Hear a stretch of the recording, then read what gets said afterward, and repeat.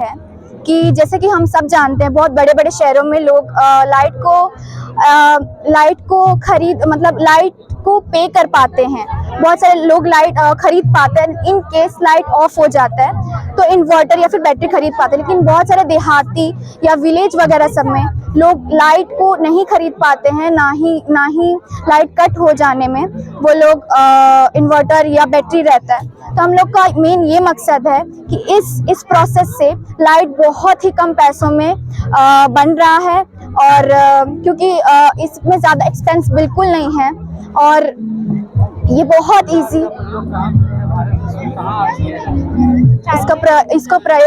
इसका हम लोग के पास लाइव एग्जांपल है। इसका प्रयोग चांडिल सुने हैं, चांडिल डैम में होता है, हाइड्रो इलेक्ट्रिसिटी जिसे हम कहते हैं। अच्छा, सौर ऊर्जा तो हमारे पास है पर्याप्त मात्रा में। क्या सौर ऊर्जा तो हमारे पास है ना पर्याप्त मात्रा में। इससे इलेक्ट्रिसिटी उत्पन्न करने की क्या आवश्यकता? देखिए, इससे इलेक्ट्रिसिटी उत्पन्न करने की आवश्यकता हम लोग का मेन मोटिव है जहां लाइट नहीं पहुंच पा रहा है वहां तक लाइट पहुंचाना, वो भी बहुत कम पैसों में। कौन सा राज्य जो सबसे ज्यादा ऊर्जा उत्पादित करते हैं इस पद्धति के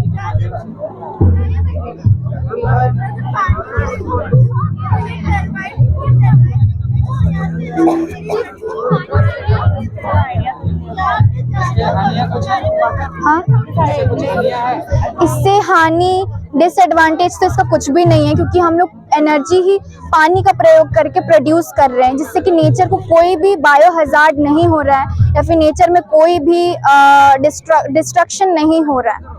Take a round circular board and he divided it into separate 7 equal parts.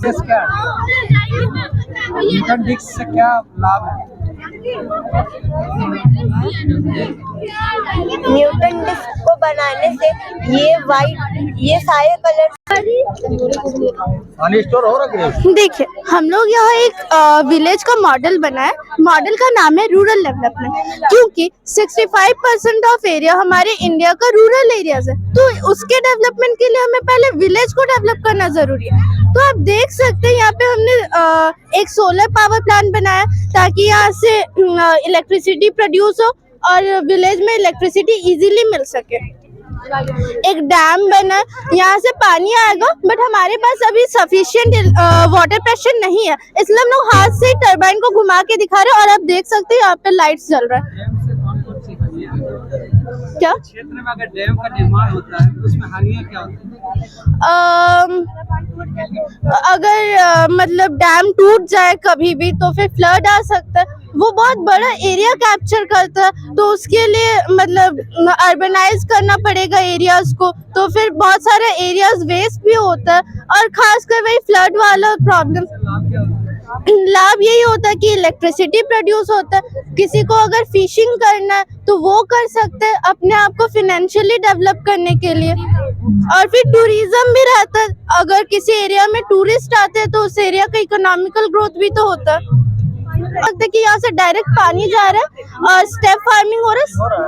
Step farming का ये मतलब स्टेप फार्मिंग का इम्पोर्टेंस ये है कि अब एक फार्म में पानी डालोगे ना तो सारे फार्म में इजीली पानी जाएगा। कौन से राज्य में? बेसिकली ये प्लेट्यू वाले एरियाज में होता है, जैसे डेक्कन प्लेट्यूज, इवन झारखंड में भी होता है क्योंकि झारखंड छोटा नागपुर प्लेट्यू जहाँ है वहाँ पे भी होता है, आप देख सकते हैं। महाराष्ट्र, झारखंड में प्लेट्यूज एरियाज में सारे होता है, एमपी में भी होता है। Microscope is a device which is used to see micro things.